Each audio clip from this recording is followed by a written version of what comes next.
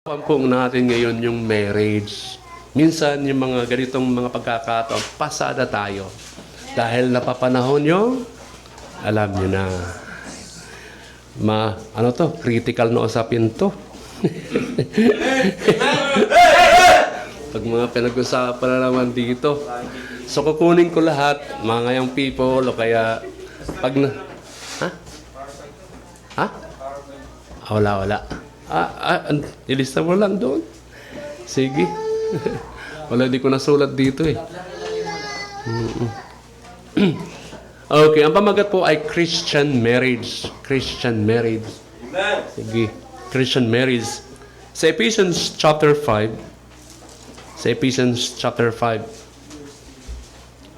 Ilista mo lang Christian marriage, Ephesians chapter 5 verse 22 hanggang 33. So, number 1 outline, unity in Christian marriage. Tatlo lang ito. Sige. Okay. Basahin ko na lang, sundan nyo sa inyong mga mata, no? Sa Ephesians chapter 5 verse 22 hanggang 33. Wives, submit yourselves unto your own husbands as unto the Lord.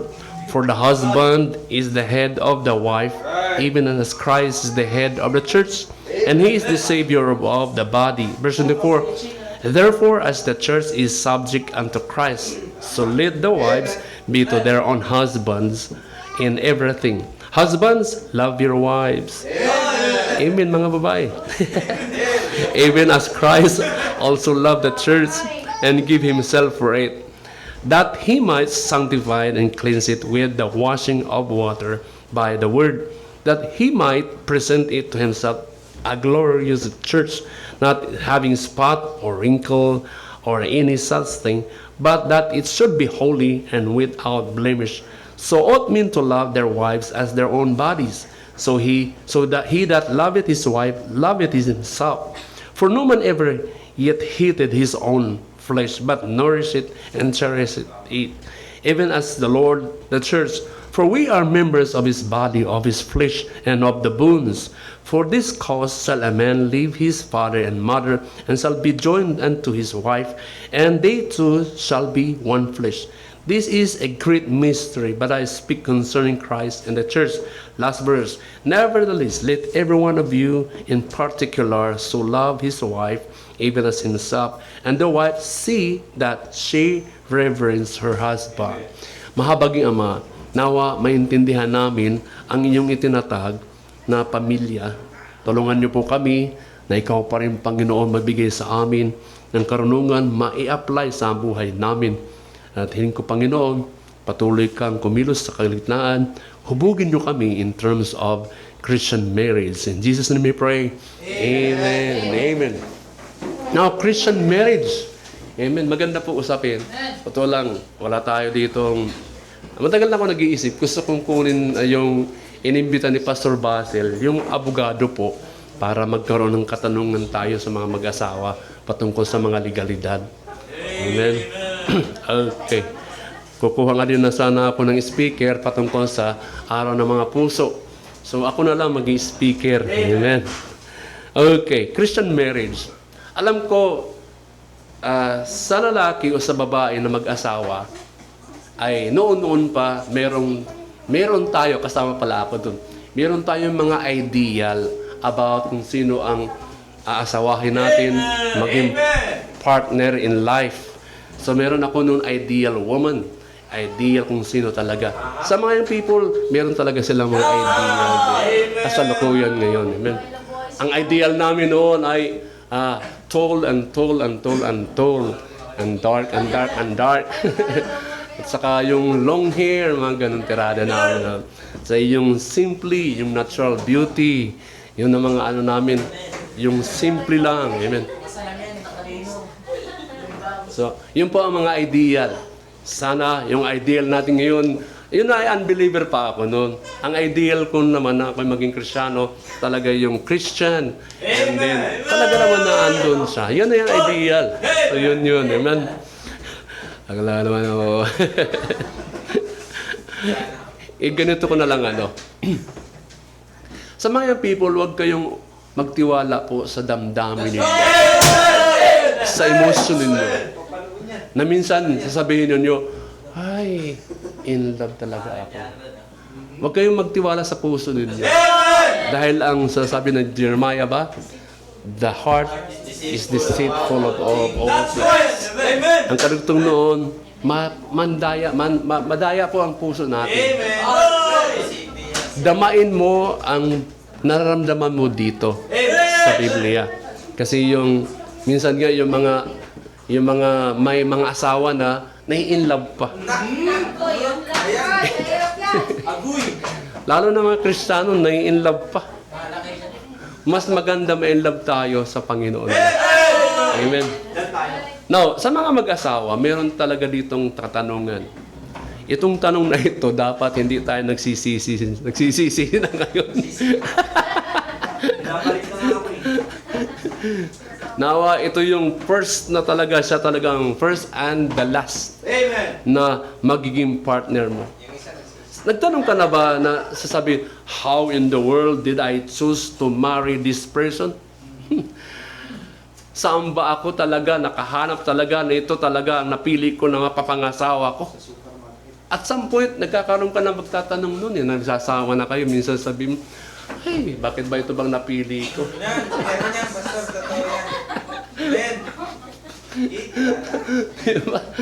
Parehas yun, magkaano. At some point, nagkakaroon ka ng mga ganun tirada na minsan nang hinayang ka. Yung mga bagay na wala ka na talagang magawa. Sa Bisaya, marasa ka. Ba? Wag nating iispilingin yung asawa. Amen. Pag inispil mo kasi yung asawa, pag kinuha mo yung A sa una ay sawa na lang. Diba? Pag kinuha mo pa yung ano lang? Awa na lang eh. Pag kinuha mo pa yung asa, wa na lang, wa na. Wa na yun. Pag kinuha mo pa yung asaw, anong tira? Na.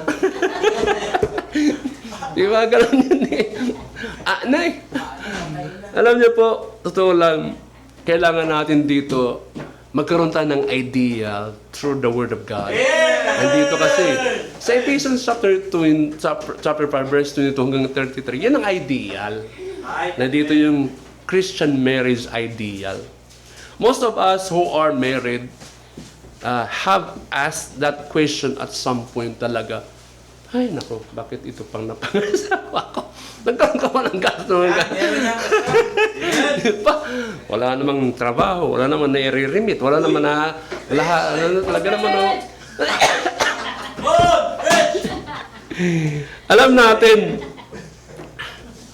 natin, tingnan nyo sa mga young people, bago talaga ikasal yan, mga mag-asawang ganito, may mga quarrel yan. Ang kanilang mga dating, nag-aaway yan eh. Sa simula pa lang, sa kanilang dating, magkakakilan lang, mayroong tampuhan, mayroong batian. Hanggat sa dumating ng nagsasama, aandun pa talagang quarrel yan. Hindi nawawala yan.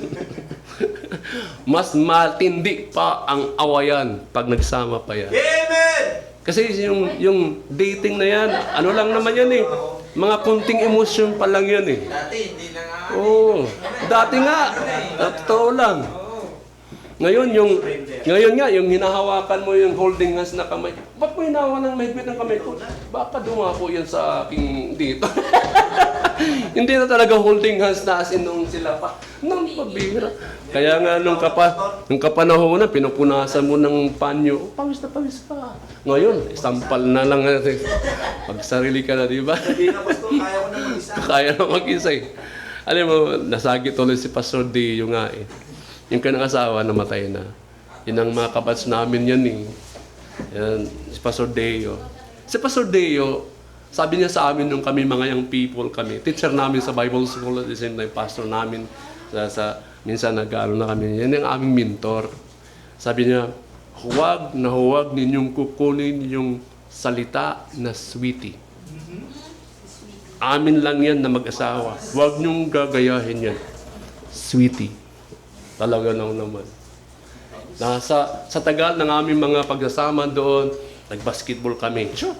Ipanatik ko yun sa basketball si Pastor Dio. Nakabisita nila kung sila nakakita dito. Nag-preach yan dito.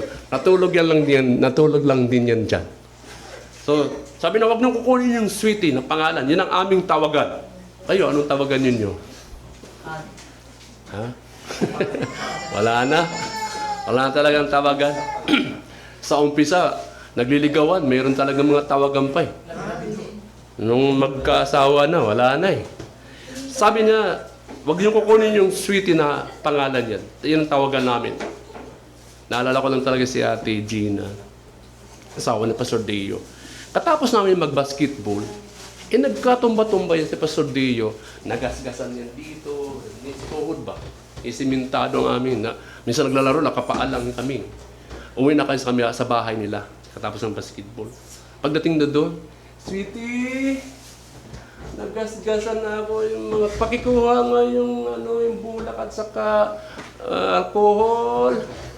Sabi na natin Gina pagbaba, basketball pa more! Tatat. Sabi na, sweetie, kunin mo na lang yung ano.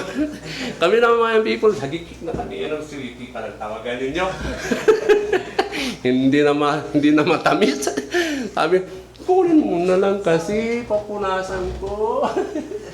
Diba? Minsan nga nagpinto si Sister P. Nung nagasgasan din si Jason, naibuhos na yung alcohol. Lahat akala niya, betadine. Pambira. Kaya kami pag nagbabasketball kami mga pastor, pag-uwi namin, pag-uwi tayo mga pastor, Pastor Ricky Floranda, joker talaga, maingay. Sa sasakyan, ay, matindi sa mag-joke. Pag-uwi natin mamayang gabi, stand straight and walk direct. Ha?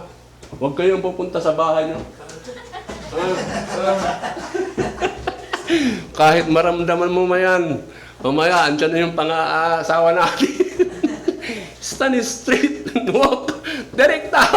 Mamaya, makakarinig tayo ng mga negatibo. Ganun lang kami.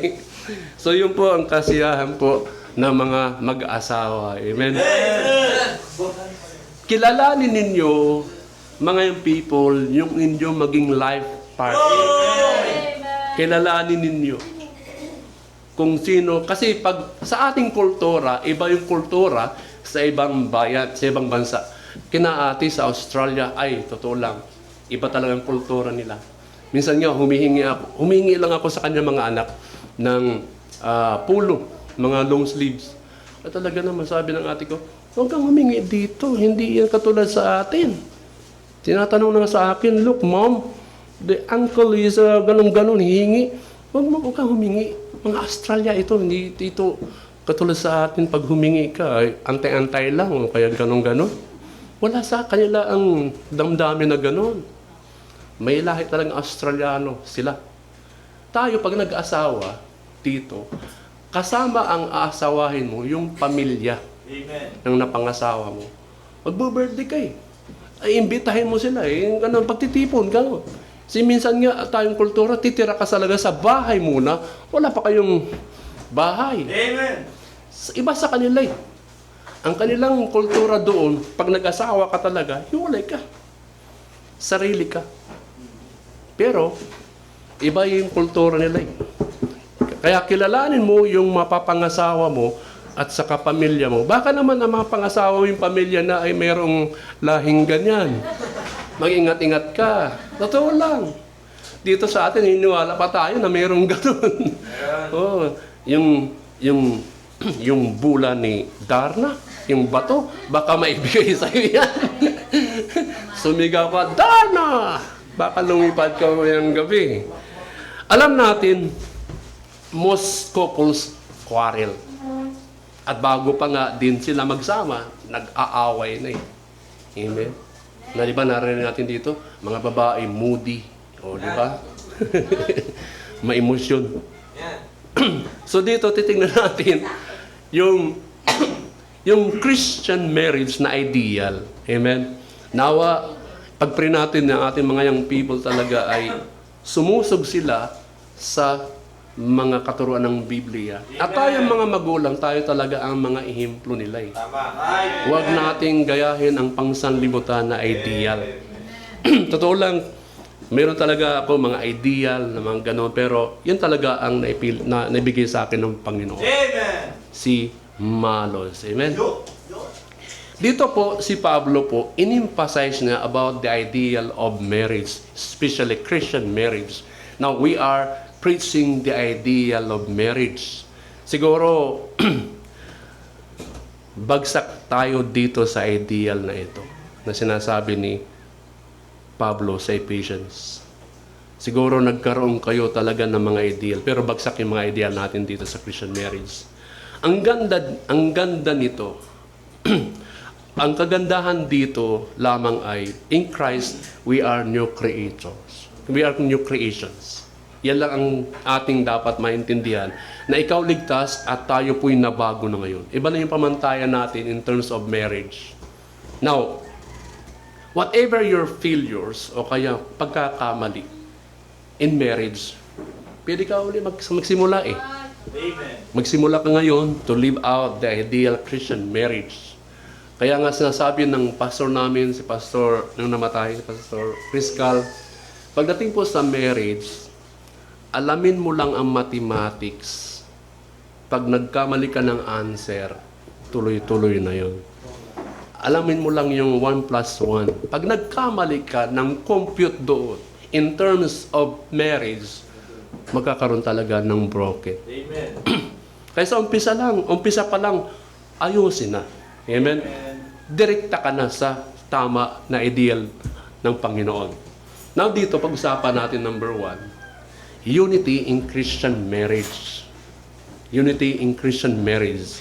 Sa Genesis chapter 2, verse 24. Okay. Balik tayo doon sa in-establish na family. Sa Genesis chapter 2, verse 24, therefore shall a man leave his father and his mother, and shall cleave unto his wife. Mark that phrase, and they shall be one flesh. So dito po, meron pong number 1, unity in Christian marriage. Hindi ko alam, hindi ko siguro kaya sa inyong mga mag-asawa na kayo'y papag-isahin ko, na magkaroon kayo ng unity. Ang Panginoon, kaya niyang papag-isahin tayo. Wala akong kakayahan, mapag-isa kami ng misis mo. Ang Panginoon lang makakapagkaroon ng unity. Yung salita dito ay, they shall be one flesh. That is a mystery. Yung dalawa, nag-isa ngayon. Papaano nagkaroon na sila yung nagkakaisa? So, husband and wife are one noong simula pa ng creation.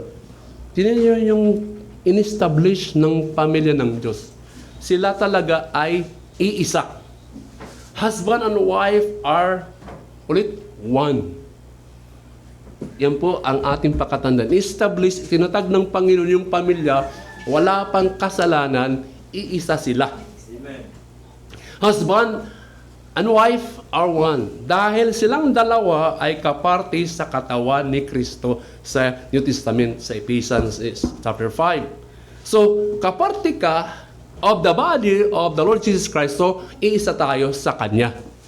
Pakatandaan natin yan. Kaya nga, kung bakit ang Christian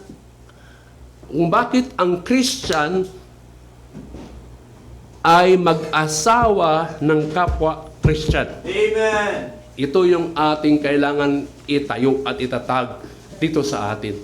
Hindi ka pa pwedeng kumuha ng mga unbeliever. No. Mawawala po tayo sa direction ng ating katuruan, being a Christian belief. Tingnan nyo, ang kasamaan lumalaganap na sa buong daigdig. Same-sex, pwede na mag-asawa. Binabaliktad na yung katuruan na tama. Sinwi-twist na nila yung talagang initinatag ng Panginoon na marriage. Diba? I pronounce husband and husband, wife and wife. Ano yun? So, kalokohan. Amen. Kaya kung wala po ang tao kaalaman about spiritual, yan ang kanilang choices. Amen. Meron silang pandama in the wrong places about marriage. Binabaliktad nila. Kaya nga marami ng mga batas eh. See? Para ma-reveal kung talagang makasalanan ang batas na yan.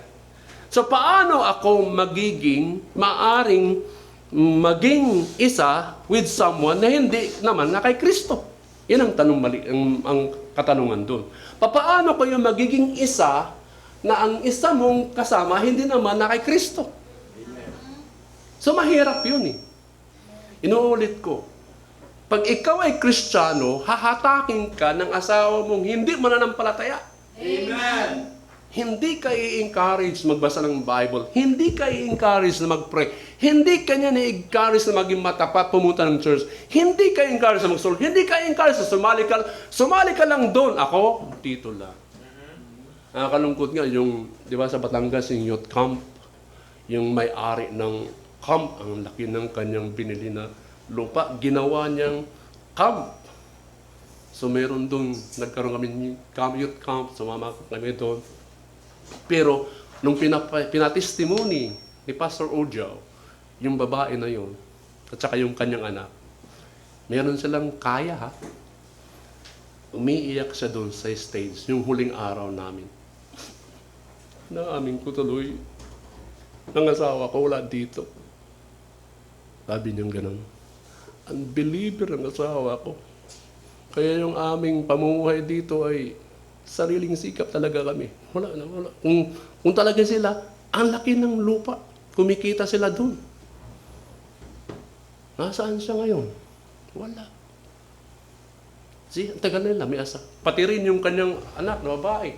Makikita niyo sa YouTube, nandun meron siyang mga Christian songs. Sabi na, Papa mo, pinag-pray ko eh, kasama namin. Tingnan niyo. Wala ang papa niya. Nanligaw eh. Inamin naman ng babae na. Tinanggap niya manligaw sa kanya eh. Yun po ang wag na wag natin susubukan. Amen. Hindi po yun kayo makakapag-isa. Paano ako maaaring maging isa with someone na hindi naman katulad na kay Kristo? Lalaki at babae ay kaparti po ng church dapat. Dapat magkaparehas kayo ng church. Amen. Kasi ang church po, ito po tinatawag the bride of Christ. Ipag dumating yung rapture, yung asawa mo, sige, bahala ka na dyan. Totoo lang. Mahirap po kasi nasa taas tayo, hahatakin ka, gagamitin niya ng dyablo upang mapariwara yung pagkakristyano mo. Amen. Yan po ang pinaka-ideal marriage. So Christ is at the middle of that relationship. Kaya nga, sa simula pa lang ng ligawan, maging sentro ninyo ang spiritual na bagay. Mag-date kayo nang hindi dadalawa lang kayo. Amen. Huwag kayong pupunta sa bahay at isasama mo ang girlfriend mo sa bahay na walang tao. Amen. Huwag po ninyong dadalhin ang inyong palalab, jowa sa bahay na kayo ng dalawa. Amen. Pag pumunta kayo saglit lang, kasi nga, ang temptasyon mainit. Amen. Kasi pag nagdikit ang negative and positive, anong tawag doon? Nag-i-spark. Diba? Maniwala kayo. Totoo lang. Parehas po yan, mayroon talagang spark. Huwag po ninyo. Kaya nga, huwag po ninyong huwag kayong babysita na siya lang ang tao dun. Amen. Ako nga, pag nagba-Bible studies ako, nag-iisa ako, pag bina-Bible study ko, yung babae, pag sinabi, asan ang asawa? Asan ang asawa mo at mga anak? Ay, wala po dito. Sige, next time na lang. Iba eh. Baka mamaya, pag silosan ako ng asawa niyan, nagchismis yung kapitbahay, binibisita ng misis mo. Marami na nangyari sa amin sa Samar. Totoo lang, yun talaga ang chismis. Kaya deklikar, kaya lang may magsasama ako. Pag may boundary ako eh. Nag-iingat ako eh. Amen. Sabi nga ni Pastor De Rosas, tayo mga pastor, wag po tayong aakbay sa mga ladies. Sis, ganitong gawin mo ha. Kasi mayroon silang respeto sa atin. Ako talaga, nagpipray ako na ayokong gumawa ang ganun bagay na yun. Mahirap po makabawi pag ikaw nagkamali. Amen. So kailangan po ang Christian marriage may unity. Amen. The unity between the husbands and wife is more profound. Anong profound? Sobrang malalim po yun. The unity between husband and wife. Kailangan na magkaisa po na namamagitan ng Panginoon. Nang sinabi ng Genesis, the two shall become one flesh, it is speaking about more than our oneness in the body of Christ. Higit pa yan na pinag-isa tayo sa katawan ni Kristo. Siguro dito mapapasok ang physical sexual. Now, matindi po ang sex. So, pag nag-isa na sila, nagsishare sila about sexual. Kasama po yun doon, sexual union is part of this. Physically, we become one flesh. Now, patungkol po sa sex, ginagamit po lamang yan at gamitin sa loob po ng marriage. Amen. Pag hindi kayo kasal, huwag na huwag kayong ipusasan ninyo ang inyong kamay na dalawa.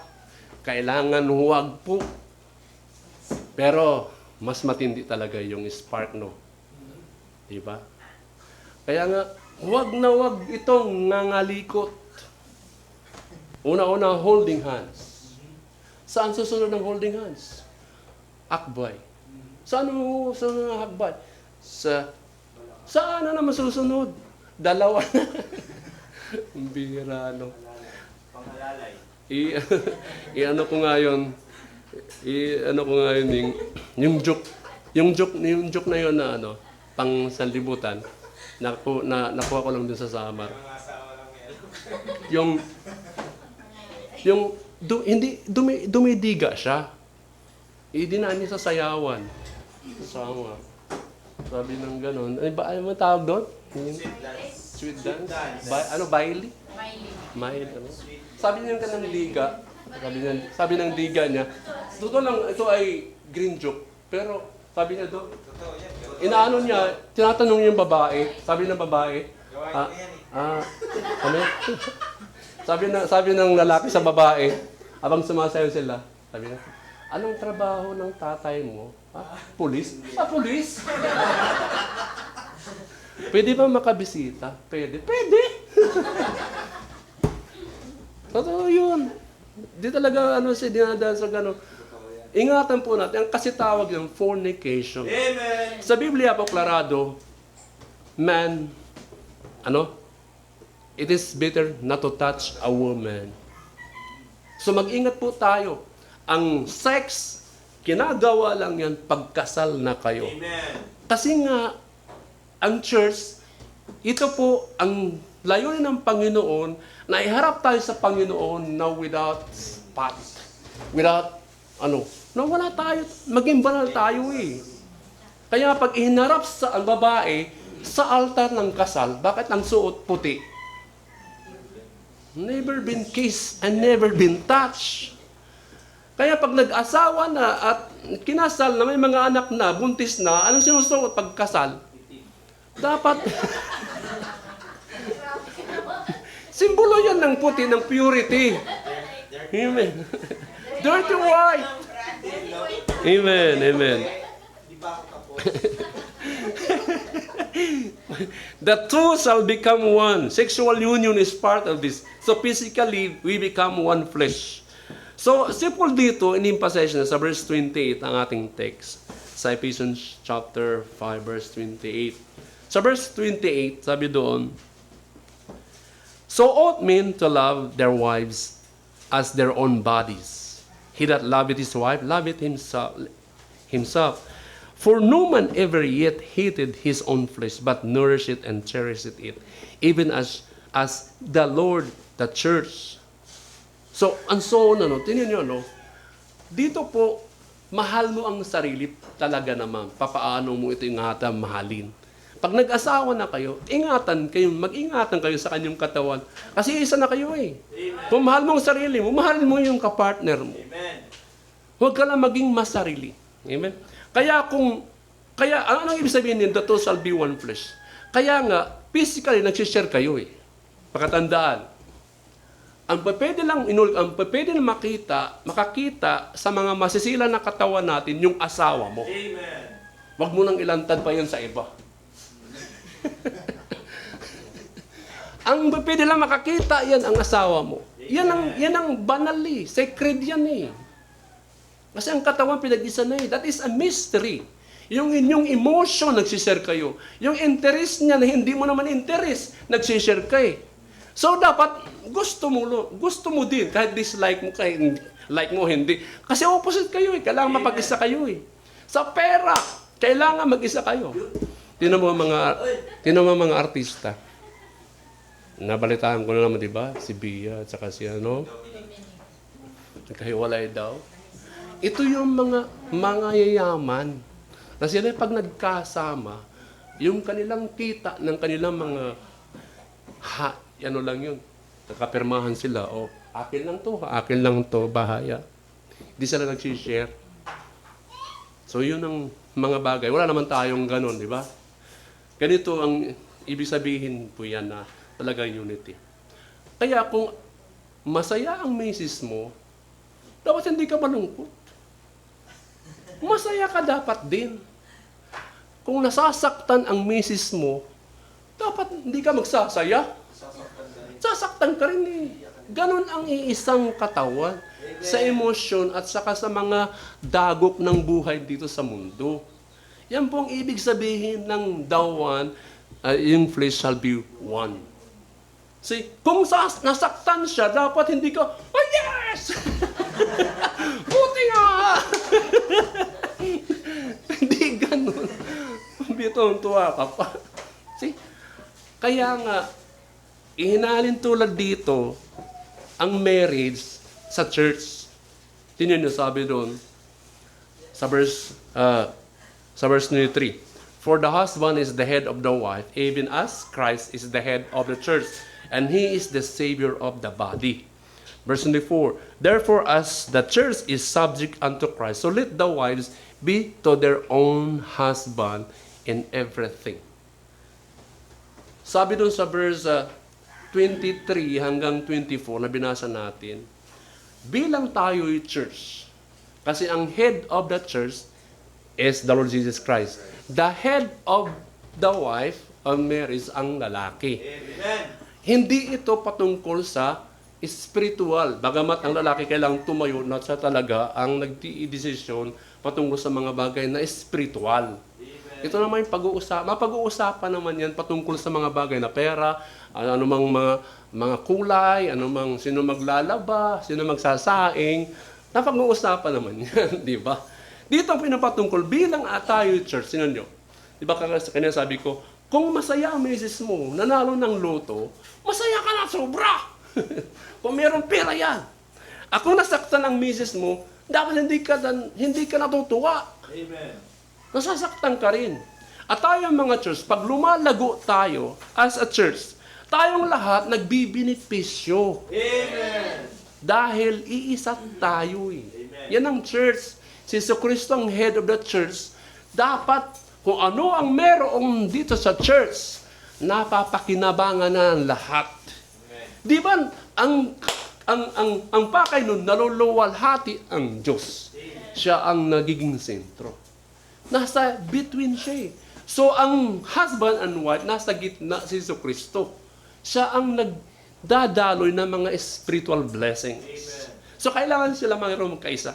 Kaya nga ating church, kung may nasasaktan, lahat tayo nasasaktan eh. Amen. Di ba? Kung may numaalis, hindi naman tayo, buti nga ulan siya narito. Ay, salamat. Natutuwa ka pa. Amen. Balang araw, mabubuwag ka rin eh. Amen. So huwag tayong umayabang. Lahat tayo dito prone na magkasala. Amen. Prone na madapak. Prone na masaktan. Kaya i-adjust mo lang ang sarili mo. Yung ating mga hitsura pa naman, nakakaupid na eh. Kita mo lang sa mukha na yan eh. Mabira. Kailangan i-adjust mo lang ang sarili mo eh. Kung ikaw ay medyo nakakaintindi, ito ay hindi, dapat intindihin mo na lang siya. Amen. Dapat maiangat natin siya uli. Yung ganun.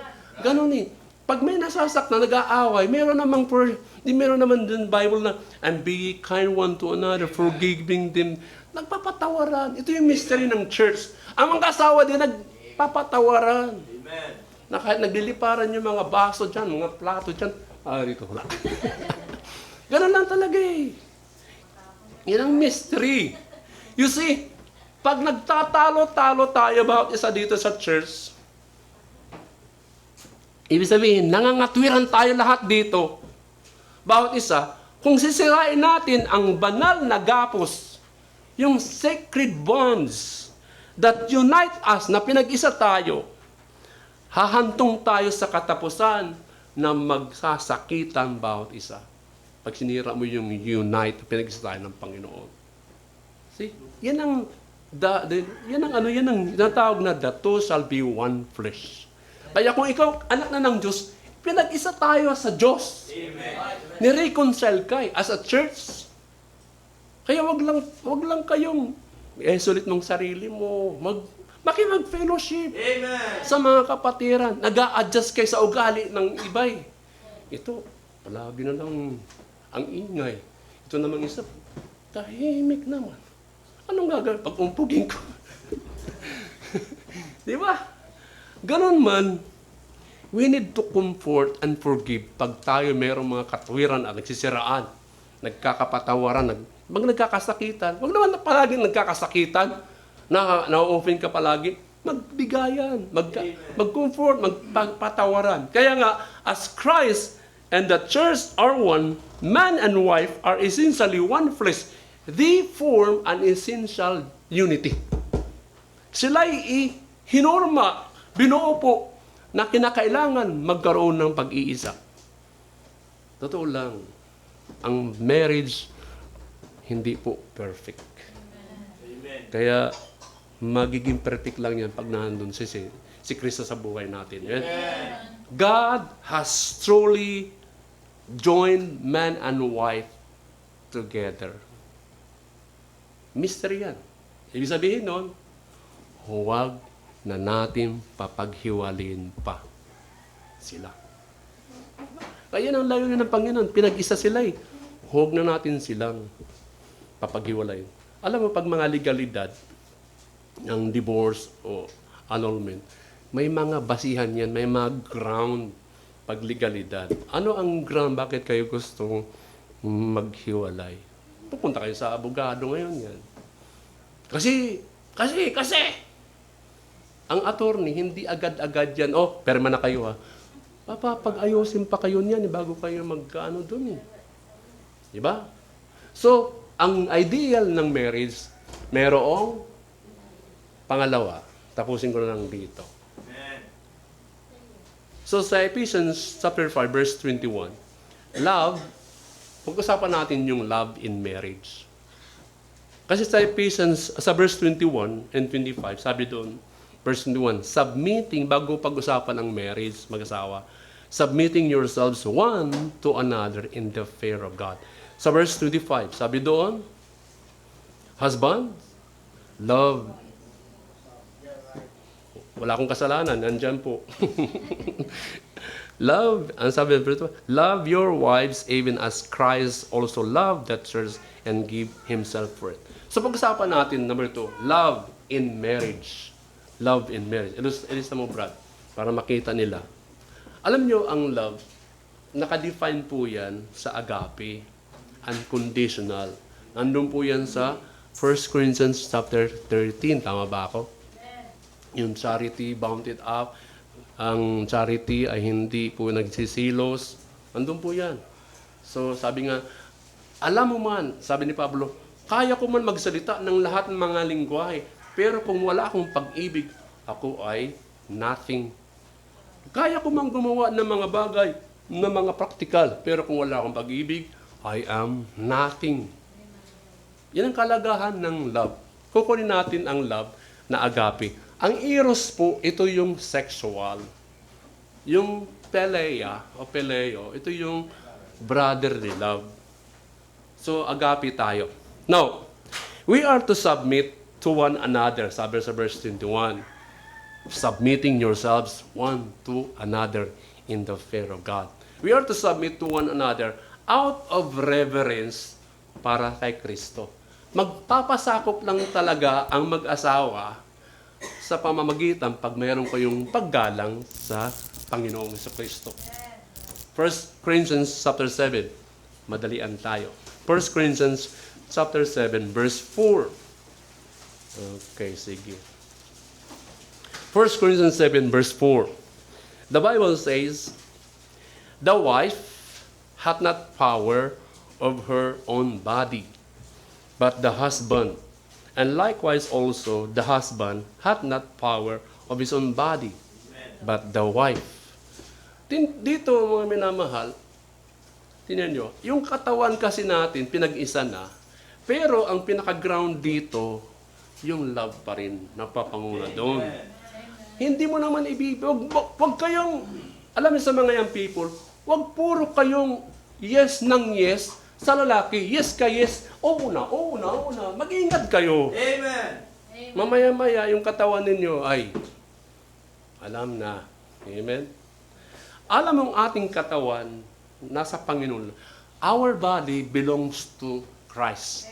Amen. So pag ikaw Kristiyano na, yung katawan mo yan, nananahan na ang banal na Espiritu. Kaya, yung katawan na yan ay church ni Kristo. What? Know ye not that your body is a temple of the Lord Jesus Christ, and ye are not your own? Ye are bought with a price, the blood of the Lord Jesus Christ. Hindi ka na pag-aari. Kaya nagiging bukod tayo, nagiging banal tayo, dahil ang banal na Espiritu na andyan sa'yo. Forever na andyan sa'yo yan. Kung hindi ka ligtas, wala kang Holy Spirit na kay Kristo. Ang naandyan sa'yo ay Holy Pilit. Kaya bakit ka nandito? Pinilit lang ako rito eh. Mag-obserba lang ako eh. Ang Kristiyano, natural na yan na sumisimba. Diba? Naalala niyo yung turo sa John chapter 10, verse 7? My sheep hear my voice, and I know them, and they follow me. In-emphasize ko dun, and they follow me. So yung sheep, Kristiyano yun. Kilala ng Panginoon kung sino yung sheep niya. Yung anak ni Kristo. At sabi mo, and they follow me. Ibig sabihin yung they follow me, natural po sa mga born again Christian na sumusunod, sumisimba, hindi na pinapaalalahanan, nagsusulwining, nagbabasa ng Biblia, and they follow me. Normal yun sa Kristiyano. Pag araw ng Sunday, hindi na siya iti-text, hindi na siya pabisitahin, hindi na siya susundin, hindi na siya ano-ano pa man. Kusa na yan pupunta kasi normal na yun. Pero, matitigas pa rin tayo. Amen. Our bodies belongs to each other. Yung sinasabi dito ni Pablo, the wife had not power over her own body but the husband. And likewise also the husband had not power of his own body but the wife. See, mahirap po yan. Mag-opposite po yan katawan na yan. At hindi lang body, yung emotion pa niyan, mag-opposite yan. Kung ito ay puro naman taas ng kilay at saka yung galit na andun, ito namang asawa, tumigil ka. Tumigil ka. Sa susunod, tumigil ka! Diba? Yan sila eh.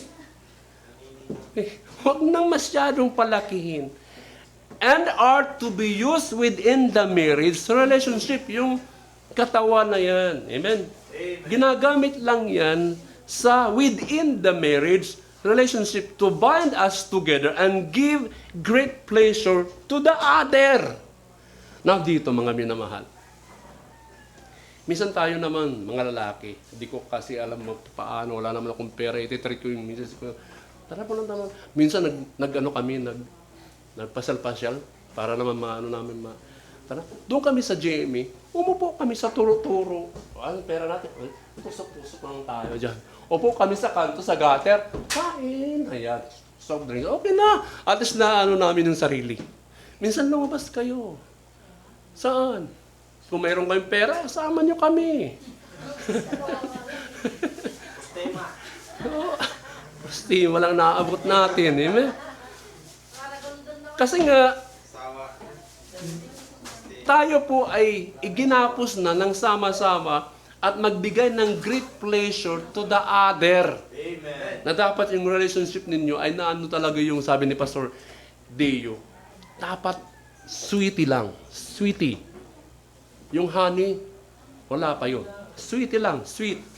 Sweetie, ang ibig sabihin po yun ng talagang ginapos na together and give great pleasure to the other, yung katawan. Ibig sabihin, nagsishare kayo ng mga bagay na mga interesado ka. Nagsishare ka. Nagkakaroon kayo ng malalimang diskusyon na usapin. Ano man yun ng mga malalalim. Kasi kayo nga ang nagkakaintindihan. Nagkakaroon kayo ng talagang nag-i-enjoy kayo being in each other. Nai-enjoy nyo yung pag-aasawa. Huwag lang kayong kukuha ng partner ninyo na kakaawayin nyo lang. Sasawayin nyo lang. I-enjoy nyo. Sabi ng kumuha lang ng asawa na sasawayin, kakaawayin. Hindi. I-enjoy na yung inyong marriage. Yung company dapat na andun ka. All these are vital parts of a good marriage. Tingnan nyo. Kasi ang marriage, hanggat hindi kayo namamatay, tuloy-tuloy ang learning. Totoo lang. Tuloy-tuloy yan Kahit nga mga matatanda, nag-aawayan pa yan Ang nakita namin kina Pastor Cal at saka ni Nanay Cal. Di ba naikwento ko sa'yo? Gutom na gutom ako doon. Yung kinakain niya, pinagpupunit yung talbos ng kamote, yung kamatis, sibuyas, nilamutak ko sa pagdating gutom na ako. Ay, bro John, nandito ka, halika kain. No choice na talaga ako. Ganon. Alam mo yung naglalaway na? Ganon pa. Yan yung sinanay Cal. Pambira no choice na ako. Wala dito si Lito. Wala ay, coach na, kain na ako. Pambira, wala na talaga ako Alam mo, nung nag-aawayan sila, sinanay Cal at saka Pastor Cal, wala pong sounds. Yun nakita sa mga anak nila Nag-aaway sila, wala sa... Tumigil ka! Sila, sabi nga ni Lito, nag-aaway ba sila? Oo. Wala kang marinig na sigawan. Yan ang gusto kong kunin kami ni Luz. Na, wala, hindi magawa Minsan na kami, silent war kami. Yan ang wala talagang ingay. Diba? Walang hagisan ng dynamite. Siya naman ay missile. Hagisan ko pa siya ng time bomb. Boom! See? Ganun sila. Si Pastor Cal at sa Nanay Cal. Nag-aaway sila pero walang sounds, walang tension. Kaya na ba yan? Kaya hindi Ganun tirada. So love in marriage is not conditional. Hindi ito sunod ka lang ng sunod. Pag anong inutos sunod, tigasin ba? Dapat mayroong give and take and give. Kasi hindi ito tigasin, di ba? Tigasaing, tigalaba, tigapunas. Mas maganda tigatulog lang. So, hindi po yan. Hindi ang love, agape, it is an unconditional love. Amen. Hindi ito condition. Kaya napangasawa mo ako dahil Diba? Mga ganong tirada ba na conditional? Hindi ka naman napunta sa akin dito, kundi lang kita, ganon, di ba? Walang ganon. Ang conditional po yan. What is the positive teaching about love? Sa verse 25, sa ating text. Sabi doon, husband, love your wives, even as Christ also loved the church and give himself for it. Ibig sabihin, ginamit po ang salita dito na agape, yung love. Sa verse 25. Ibig sabihin, agape love is a love that gives. Nagbibigay na walang condition. Amen po ba? Amen. Panghuli. Tapusin natin. Amen. Now, panghuli po, the perfection of each other in Christian marriage.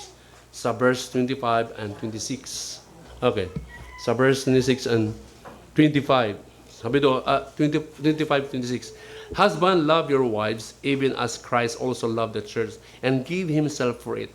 Verse 26, that he might sanctify and cleanse it with the washing of water by the word. Alam niyo po ang purpose kung bakit po sinabi ng Panginoon ni Pablo, husband, love your wives. Kasi nga, ang ulo po ng church din ay si Kristo. Sabi ng, even as Christ loved the church and give him. Anong dahilan o layunin ng Panginoon sa Kristo na mamahalin niya yung church? Anong dahilan kung bakit ang husband mahalin yung asawa niya? Ang purpose po spiritually, bakit mahalin tayo ng Panginoon sa Kristo? Sa verse 6, that he might sanctify and cleanse it with the washing of water by the word. Kaya nga, mahal tayo ng Panginoon in purpose para maging banal ka, para maging matuwid ka, para wala kang makitang kapintasan sa buhay mo. Yun ang purpose po na bakit tayo mahal as a church ng Panginoon sa Kristo. Para i-train up ka sa church kung paano ang way of life, ano bang standard of living.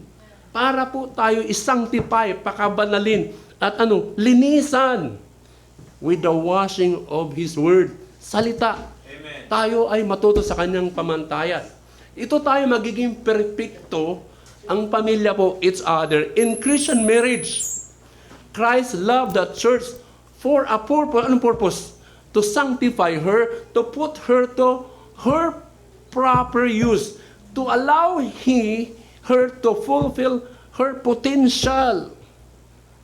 Para maging perfect yan. Alam niyo, una-una, a wife perfects her husband by making him know that she respects him. Kami mga lalaki, kami mga lalaki ay malaya kaming mahalin ang babae. Bakit kailangan mahalin ang mga babae? Kami mga lalaki. Dahil kinuha kayo dito sa malapit sa puso eh. Hindi kayo kinuha dito sa kamay. Hindi kayo kinuha dito sa isipan. Para pag-isipan namin kayo ng masama. At lalo na hindi ka dito. Ang babae hindi kinuha dito sa paa. Tadyak-tadyakan ka. Dito kinuha kayo. Nagmula kayo sa amin. Kaya kami ang bida. Kinuha kayo dito sa ribs. Nawawala yung ribs namin. Kaya ikaw na nagpuno ng ribs namin. Kompleto na kami. Saan? Malapit yan sa puso. Ibig sabihin, kailangan ng babae ng caring, ng love, na pagmama. Para Para magkaroon po ng respeto ang mga babae sa lalaki. Para sumabmit ang babae sa lalaki. So a wife perfects her husband by making him know that she respects him. Respeto po. Amen? Wala ba kayo? Wala yung nag-i-amen. Kung wala yan, wala pong talagang lakas loob. Truly, giving of oneself sacrificially sa mga bagay na yan. Nakakatakot po pag wala pong respect ang babae sa bawat isa. Panghuli, a wife perfects her husband by making him her head. Alam niyo po, hindi ito, kami dito ang, ulo ng tahanan ito Totoo lang, napakatimting po ang pagkakaroon ng head of the family. Hindi ito as a man na kami lahat ang mangunguna. Napag-uusapan naman yan, di ba? It is very tempting to set up some other man as your head. Amen? Mahirap po. You can learn from others also na maging head. Pero, tingnan yung kalagahan ng Bakit naging head ang lalaki? Pinili po yan ng Diyos, yung husband na yan, especially para sa'yo. Amen. Kaya naging head po yan. Amen? So tapusin ko ang mga bagay na yan. Nawa, yung marriage is center natin sa kanyang layunin. Sa mga young people, pray muna kayo. Huwag po agad, ay, in love na talaga ako. No. Ipag-pray mo muna yan. Isenter ninyo ang inyong paglago ninyo in marriage sa spiritual na bagay. Attend the church. Go to fellowship. Kasi makita ka na ang paligid mo ay mga Kristiyano. Mag-share kayo, mag-devotion kayo. Wala pang masama. Sinasabi ng Biblia dito ay the head of the family. Ako yun. Ganun ang mga tirada ba? Devotion. So, naiintindihan mo yung mga bagay. Pag-pray mo muna. Huwag agad sagot ng sagot ng sagot. Amen po ba? Amen. Ang tamang pag-aasawa, lampas ng 25. Kung may trabaho ka na, kung nakagraduate ka na, sige. Walang problema. Pero pag wala pa, hindi ka pa marunong magsayang, hindi ka pa marunong maglaban ako. Walang susunod sa'yo na yaya. Oh. Kailangan mayroon kang kaalaman. Mayroon ka talagang, kasi ang walang yaya, hands-on kayo na itinataguyod ang pamilya ninyo. Sabi nga habang nililigawan ko pa si Luz, nagpaalam ako sa pastor ko, Pastor, pinagpipirik ko si Luz. Nag-advise agad siya. Sabi ko, ang pag-aasawa, ganito lang, Brad Jan, ha? Madiskarte. Wala naman ako talagang diskarte. Yun ang aking kahinaan. Talagang, sabi niya, hindi pinapairal yung emosyon na mahal mo siya. Kasi ang pag-aasawa, for long life yan eh. Magsusustinto ka, madiskarte sa buhay. Amen. Tayo lahat tumayo, tayo manalangin. Mahabaging Ama, nawa, ikaw lang po nakakaalam bawat mananampalataya in terms of marriage. Hinihiling ko ang bawat pamilya po dito sa church, nawa, patuloy mo kaming hubugin na maging malapit sa inyo. Yung mga sitwasyon na hindi namin naiintindihan, I pray, God, bigyan nyo kami ng wisdom to understand that situation. Hindi agad nagdidesisyon kung mayroong mga tuligsaan, awayan. Kasi yung tension na yan na pag-aawayan, nakakapag-desisyon agad. And I pray, God, tulungan nyo kami. Magkaroon kami ng mga paghihinahon muna. Makuha po sa tawa, pagpapatawad. I pray every family, O God, maging pagpapala po sa inyong gawain. Ingatan niyo po kami, ang good health. Financially, O God, kailangan namin yon, O God. O Ama, higit sa lahat, ang aming mga anak, may taguyod namin na may takot kami sa inyo. Sa mayang people, I pray, O God, ang kanilang decision nawa maging tama at naaayon sa iyong nais. Salamat po sa paalala. Salamat din sa umagang ito, I pray. Lahat ng ito, inilapit ko sa pangalan ng Panginoong Hesus, lahat magsasabing, Amen. God bless, Amen. Amazing grace tayo, Amen. Amazing grace, Amen. Ang lamisa po, nandoon po sa gate ng bahay ni Catherine. Amen. Ikaw na, Lord Jesus, amazing grace.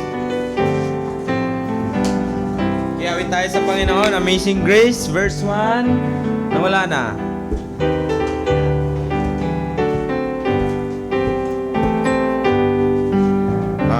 Amazing grace, how sweet the sound that saved a wretch like me.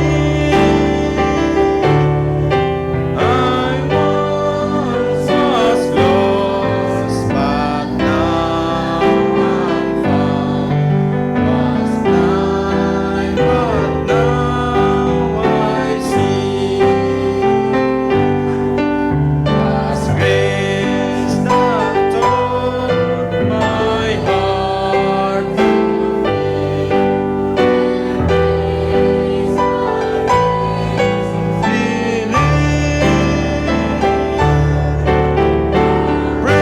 precious day, that grace appeared the hour I first believed.